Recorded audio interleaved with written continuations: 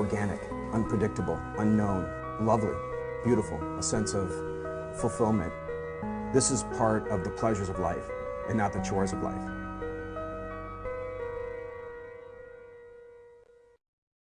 Coming up on Daily Iowan TV, Occupy protesters took to the streets of Iowa City once again on Tuesday. We'll tell you what they had to say coming up. Plus, we'll tell you about the UI's latest efforts to try and curb binge drinking on campus. And in sports, find out how an injury to a Chicago Bulls basketball player could affect Iowa City business. That's all coming your way next. Daily Iowan TV starts now. I'm Tom Brokaw. For more than 100 years now, the University of Iowa community has been waking up to the Daily Iowan. Today, it's the largest newsroom in eastern Iowa. And now you can see the news every night on Daily Iowan TV and get it anytime worldwide at dailyiowan.com.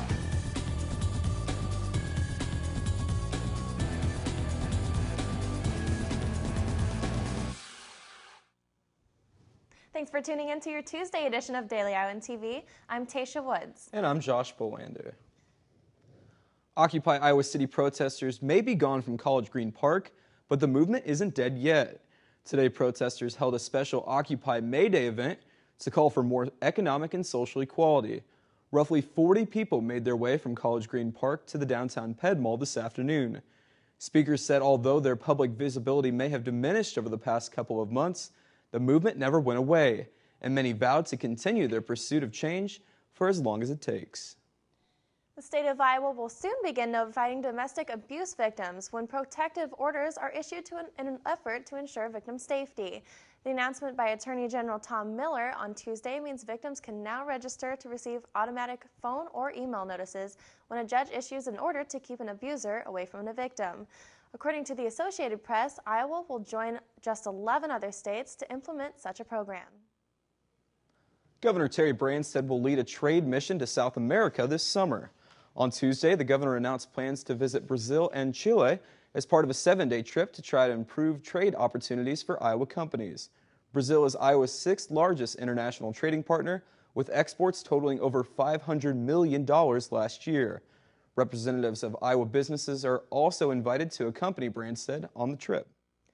Over the past several years, university officials have stepped up efforts to stop binge and underage drinking on campus.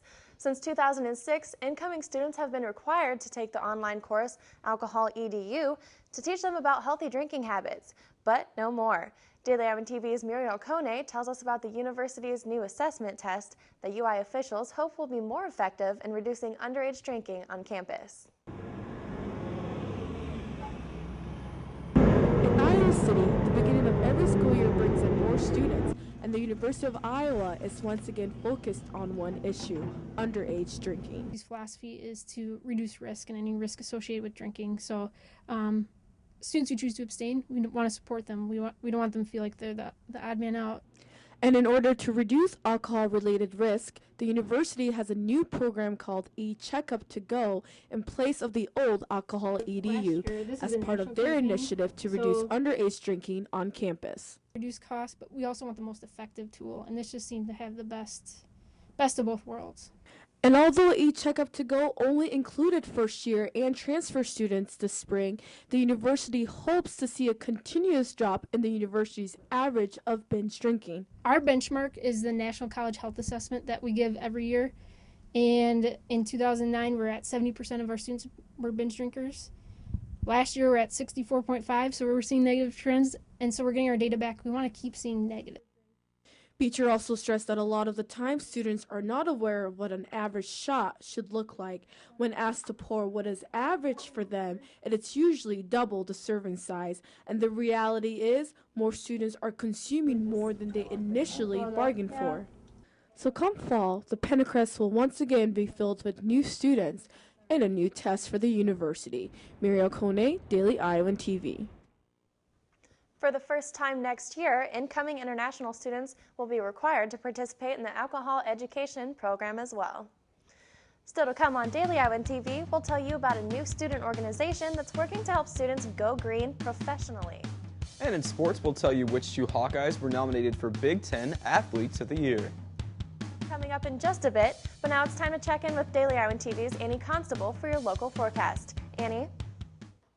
Thanks, Tasha. It's May 1st, and for the first time since 1890, the state of Iowa was able to get through the entire month of April without a single snowfall. And although it's May, it looks like the April showers aren't over quite yet. Tomorrow morning will be partly cloudy with temperatures in the high 60s. In the afternoon, temperatures should reach the high 70s, although there is a 30% chance of rain, so remember your umbrellas. By late evening, the weather will cool off just a bit, with temperatures in the low 70s. Now let's take a look at the 6-day forecast. Thursday's temps are expected to be in the mid-80s with a 50% chance of thunderstorms in the evening. The weekend is looking great with temperatures in the 80s, cooling off to the 70s by Sunday. The first day of finals week is looking pleasant with temperatures in the mid-60s. That's your check of the local weather. Back to you at the desk. Thanks, Annie. A leading business index shows the economy is improving across 9 Midwestern states. The monthly Mid-American report for April shows growth in manufacturing helped states including Iowa add jobs and increase sales last month. Experts say in the months ahead we could see some of the strongest job growth in the Midwest since 2009. Dance Marathon isn't the only organization on campus raising money to fight pediatric cancer. Students set up a lemonade stand on the Ann Clary Walkway yesterday to raise money for Alex's Lemonade Stand, a national foundation started by a 4-year-old cancer patient who wanted to help children like her.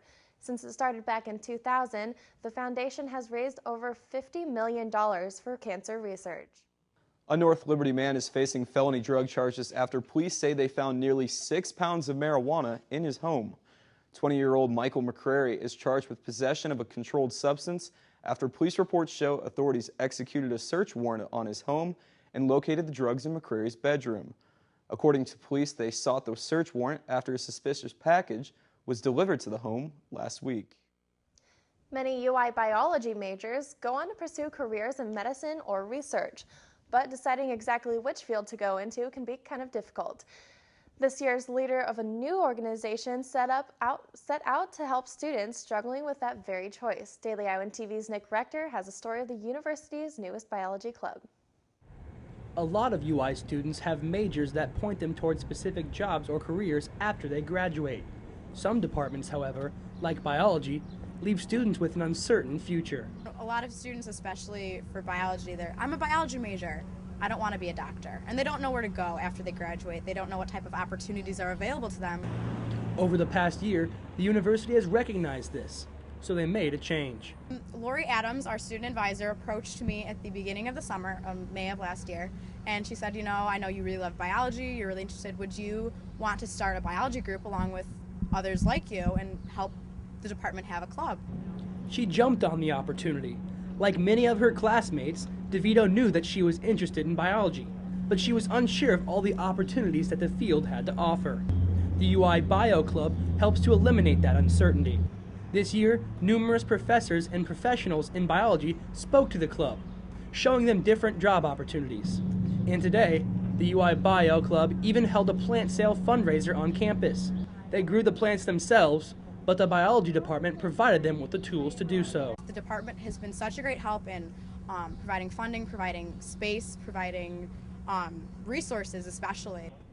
Now, because of the help from one biology student, all students in her field will reap the benefits. Nick Rector, Daily Iowan TV. The group was able to attract roughly 40 members in its first year, and DeVito says that she expects the number to grow with incoming freshmen next year. And now Daily Iowan TV's Alicia Denez is here for your look at Hawkeye sports. Anyone who has ever visited a bar or restaurant in downtown Iowa City has likely run into a Chicago sports fan. And whether you love or hate Chicago sports teams, their fans play a vital role in Iowa City's economy. Daily Iowan TV Sports' Kyle Hughes tells us more about the impact Chicago sports has on Iowa City. Bars and restaurants are some of the most visible businesses in downtown Iowa City, and as it turns out, sports, and Chicago sports in particular, are incredibly important to these local business owners. Bulls, Blackhawks, Bears, and Cubs. These are just a few of the Chicago teams who have an impact on Iowa City businesses. Nearly 1,500 new students from Illinois enrolled in the University of Iowa in the fall of 2011 alone. The influx of Illinois kids gives bar and restaurant owners a great opportunity to capitalize off of Chicago sports fans. Douglas Meek, the owner and operator of Iowa City Pints, emphasized how much Chicago teams and their fans mean to business. The strength of a Blackhawks schedule, a Bulls schedule that rolls into a summertime is invaluable. It's perfect. And when we see someone like Derrick Rose go down, or when the Cubs start out as bad as they are, it hurts, it suffers. The tear to the ACL of last year's MVP Derrick Rose has become the main story of the NBA playoffs, but is especially significant here in Iowa City. The Bulls went into the playoffs the #1 seed and a favorite to make the NBA Finals, but Rose's injury has people questioning how far into the playoffs this squad can really go. Chicago fans already watched one of their teams, the Blackhawks, be eliminated from postseason play. Losing hurts business, and that has Meek's concern now that the Bulls are without Rose. I think they'll go further, but they're not going to go as far as we expect, and it's going to, all business in downtown Iowa City is going to suffer. While winning brings in a lot of fans, there's still plenty out there who are willing to support a lovable loser.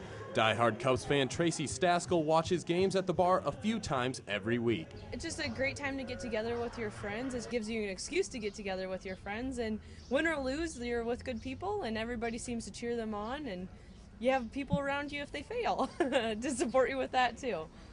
And while Cubs fans may be used to the idea of losing, many Bulls fans expected this year to be the first time that the team contended for a title since the Michael Jordan era. How far can this team go without Rose, and what kind of impact will it have on the Iowa City economy? That's something that will have Chicago fans and business owners alike sweating bullets for the next few weeks. Kyle Hughes, Daily Iowan TV Sports.